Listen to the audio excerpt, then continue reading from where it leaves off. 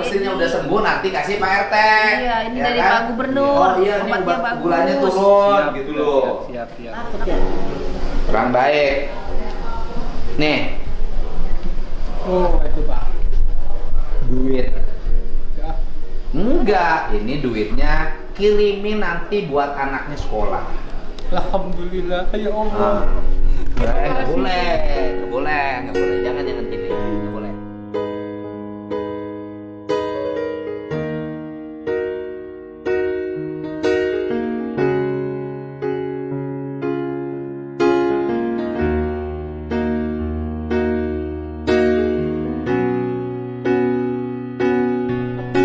Ya Allah.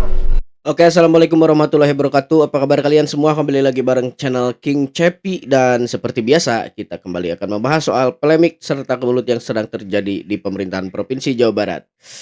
Hari ini adem banget ya, Bre. Adem banget karena kita melihat yang tadinya orang ini menjadi sorotan tajam netizen ya, soal pelaku penyiraman.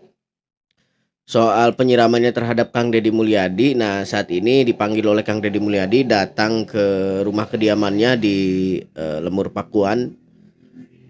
Si bapak ini bersilaturahmi bersama Kang Deddy Mulyadi, dan sepertinya semua tuduhan-tuduhan miring kita kemarin bakal ditepis oleh pertemuan ini. Kita lihat apa saja yang dibicarakan di dalam sana. Dan lantas bagaimana juga soal ancaman-ancaman pembunuhan yang selama ini beredar di media sosial. Ancaman pembunuhan terhadap Kang Deddy Mulyadi yang memang dicurigai gitu bahwa banyak sekali campur tangan elit di dalamnya. Mari saksikan lagi videonya. Nggak boleh. Jangan gini, nggak boleh. Bangun. Kita alhamdulillah. Udah bangun. Nggak boleh, ya. Udah bangun. Kan bapak orang baik, berani ngorbanin diri nolong orang lain. Mohon maaf, tangan saya pakai tangan sebelah. Tangan saya tuh bengkak tuh. Karena ibu-ibu kalau selaman ditarik. Iya, Pak. Tuh ini saya bengkak. Kalau selaman tuh tarik gini. Bengkak. Itu dari Bekasi terus ke Cimahi. 2 hari terus-terusan. Kalau ibu-ibu sekarang tangannya tarik gini, tuh gitu. Gitu. Bawa uangnya. Pagub ini bisa terlaksana dan dapat dilaksanakan serta tentu. Di kesempatan kali ini kita kembali akan membahas ya soal Kang Deddy beberapa waktu kemarin itu manggil seluruh bupati yang ada di Jawa Barat.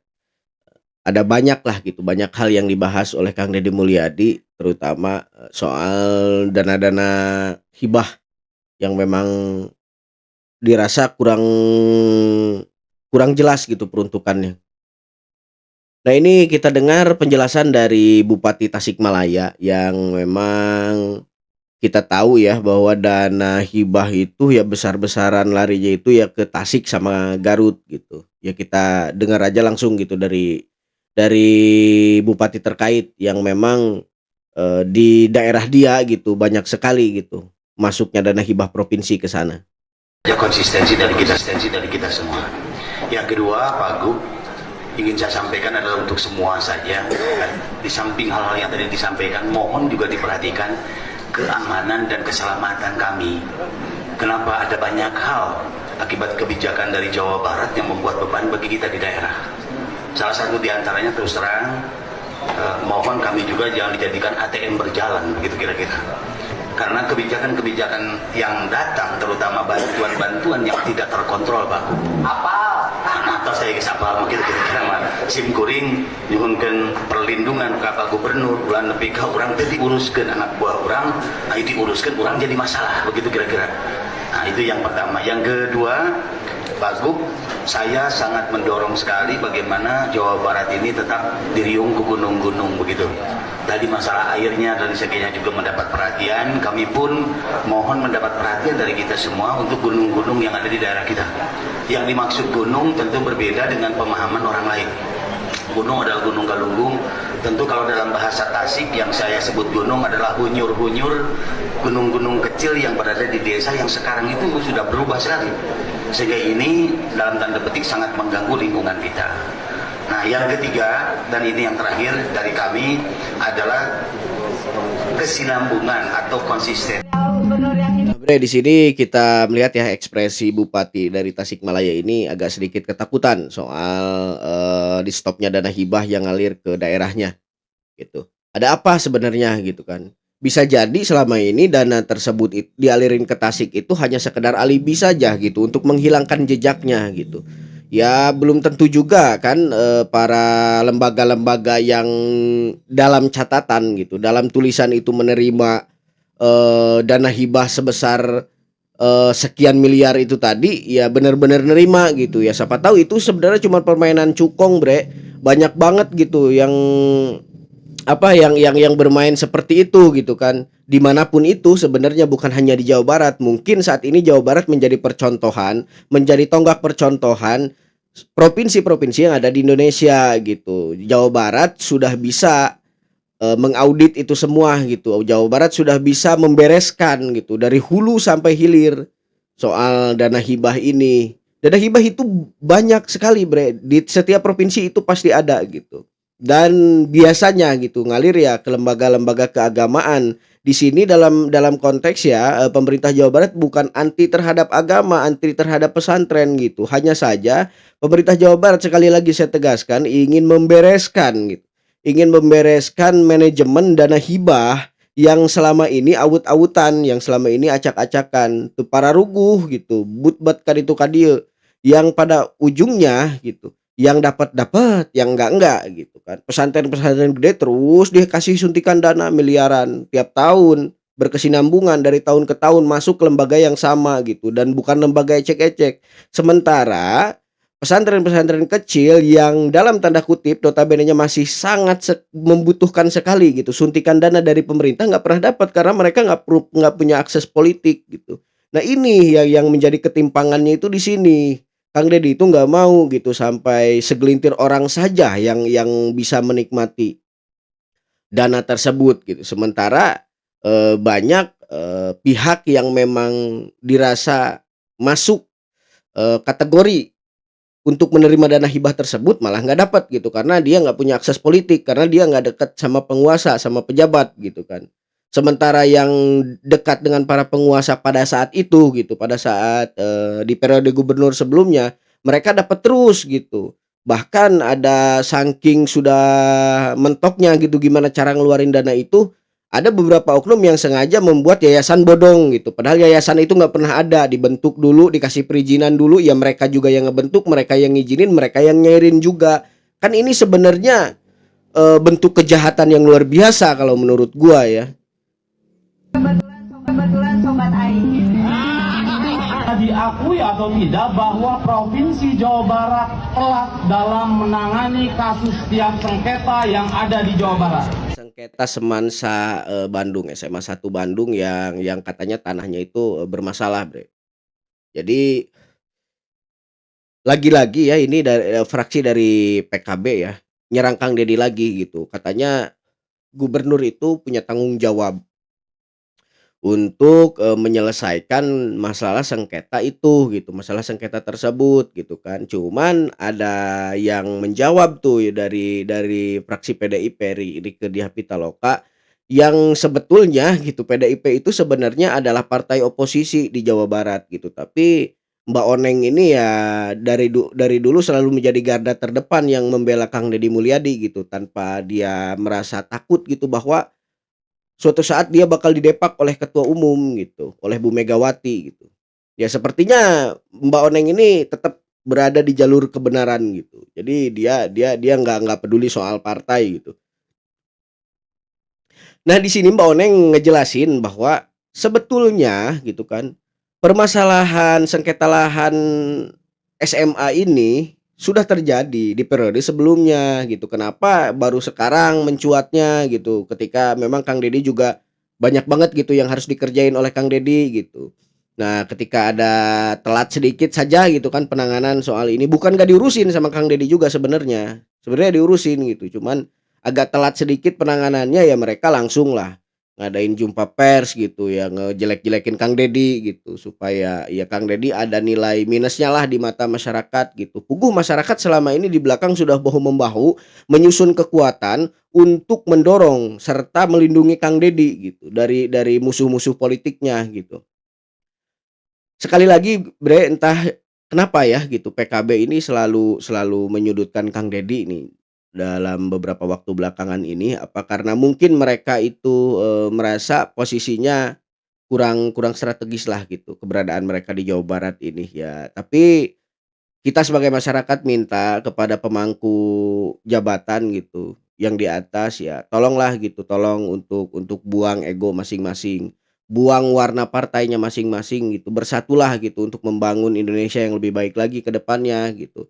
Kalau semuanya akan terus gontok-gontokan sesuai moto partainya masing-masing ya nggak bakal pernah beres gitu. Sementara di Indonesia aja ada beberapa partai gitu yang memang ideologinya ya berbeda-beda gitu. Kalau kalau harus terus menjunjung tinggi ideologi partainya masing-masing, ya Indonesia nggak bakal pernah beres gitu, kalau memang kita nggak mau bersatu.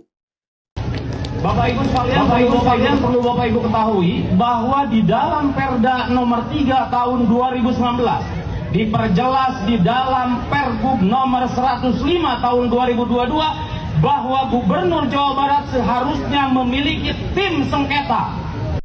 Dia sendiri loh yang bilang. Jadi dia seolah-olah ngebuka boroknya sendiri. Ya Pergub itu dijelasin tahunnya 2022. 2022 itu dalam masa jabatan siapa gitu. Kalau memang Pergubnya dibuat itu pada tahun 2002, berarti kan ya gubernur yang pada saat itu yang memang udah harus bertindak gitu. Ya ini berarti kan nggak ada tindakan apa-apa gitu dari gubernur sebelumnya. Karena sampai sekarang pun ya permasalahan sengketa ini masih mangkrak gitu. Artinya ya nggak pernah ada tindakan gitu dari semenjak peraturan itu dibuat pun gitu. Bahkan mereka sendiri itu yang buat gitu. Tim penyelesaian sengketa. Yang harus ditanyakan gubernur yang kemarin saya kira ya. Rasional lah gitu, rasional tolong.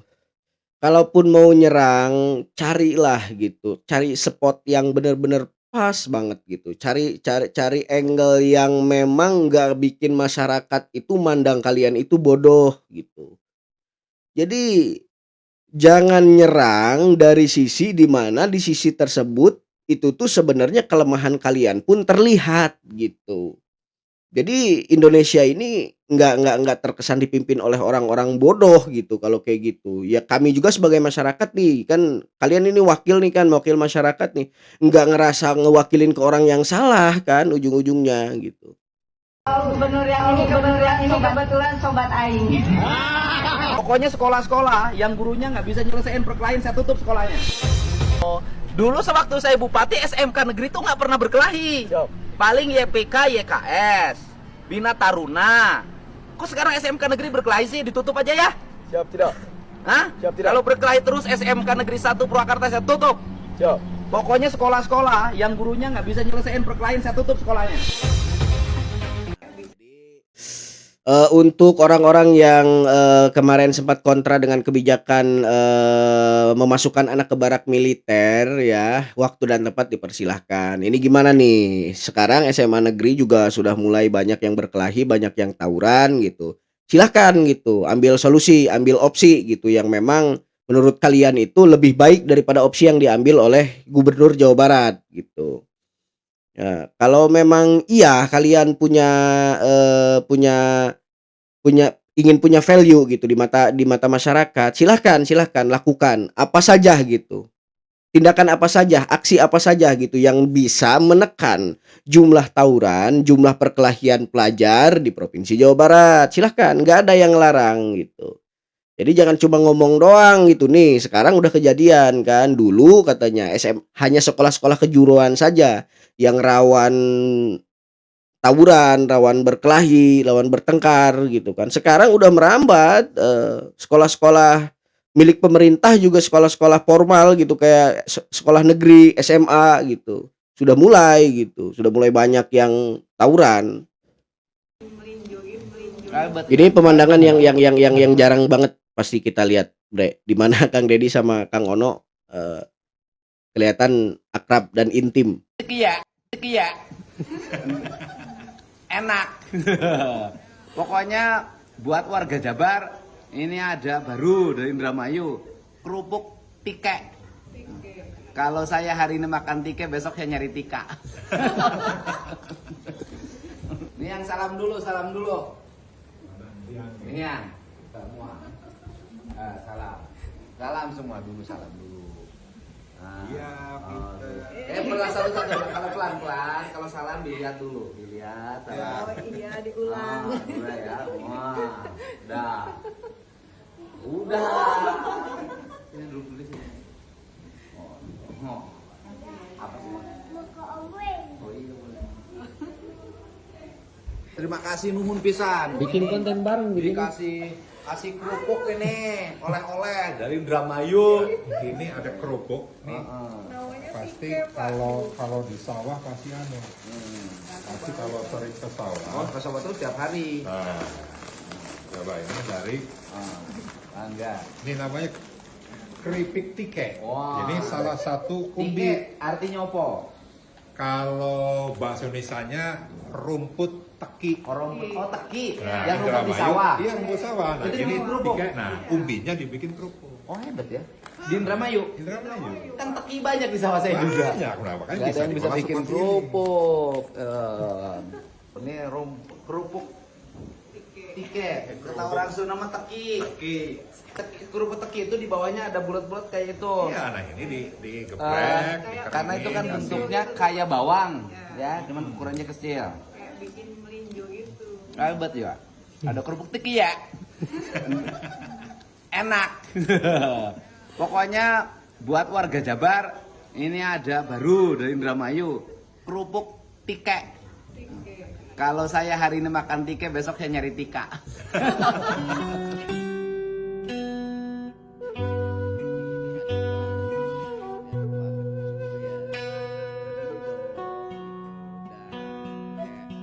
Kang Ono ini ya kita nggak bisa munafik lah ya. Kang Ono ini adalah salah satu orang yang memang punya pengaruh besar juga di Jawa Barat. Dia sebagai wakil ketua DPRD Jawa Barat gitu kan. Sebenarnya ya hal-hal seperti inilah yang harus sering. Jadi DPR sama gubernur itu harusnya bisa satu arah gitu, bisa satu jalan, bisa satu tujuan gitu supaya ya tercipta pemerintahan yang harmonis di Jawa Barat itu. Ya tapi dalam esensi tetap DPR itu mengawasi kinerjanya eksekutif gitu. Ya semogalah ke depannya akan lebih baik lagi.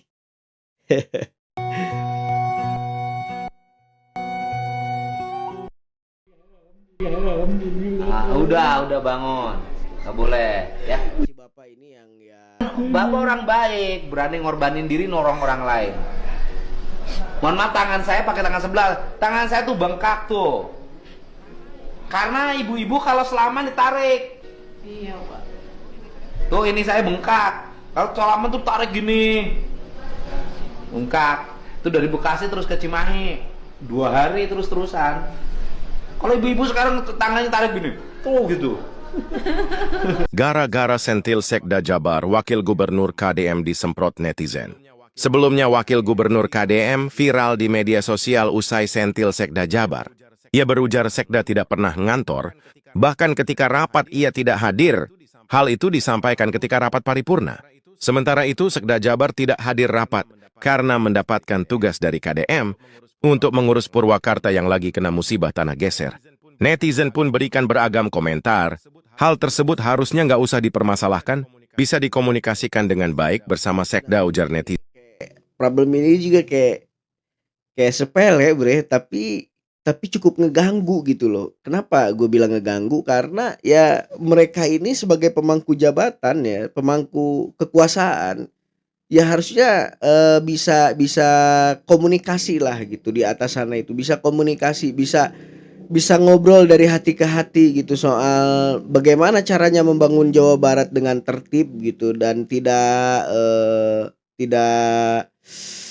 tidak saling sikut gitu. Pada akhirnya kan ini yang terjadi.